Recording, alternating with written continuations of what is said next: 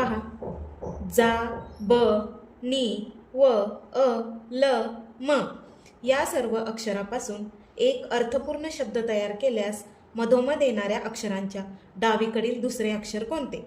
तर आता आपल्याला एक अर्थपूर्ण शब्द तयार करायचा आहे. तर हे दिलेले अक्षर आहेत, यापासून आपल्याला एक अर्थपूर्ण शब्द तयार करायचा आहे. जा, ब, नी, व, अ, ल, म. तर यापासून अंमलबजावणी हा अर्थपूर्ण शब्द तयार होतो.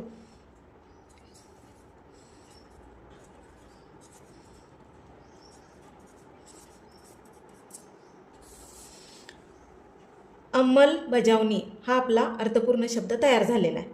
तर 1, 2, 3, 4, 5, 6, 7 अक्षरापासून आपल्याला अंमलबजावणी हा शब्द तयार झालेला आहे. यामध्ये आता आपल्याला या अर्थपूर्ण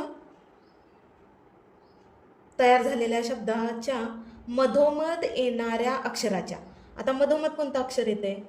तर इकडचे 1, 2, 3, इकडचे 1, 2, 3 म्हणजे मधोमध ब हे अक्षर येतं आपलं. तर मधोमध आलेल्या अक्षराच्या डावीकडील दुसरे अक्षर.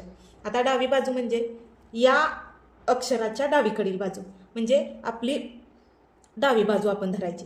तर दिलेला अक्षर ब आहे, त्याची डावी बाजू म्हणजे ही आहे डावी बाजू आणि ही आहे उजवी बाजू.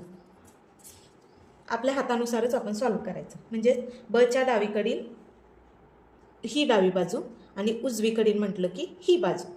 तर दिलेलं काय आहे? येणाऱ्या अक्षराच्या मधोमध येणाऱ्या अक्षराच्या डावीकडील दुसरे अक्षर कोणते? तर मधोमध येणारं अक्षर आपलं ब आहे, त्याच्या डावीकडील म्हणजे आता आपली ही डावी बाजू आहे.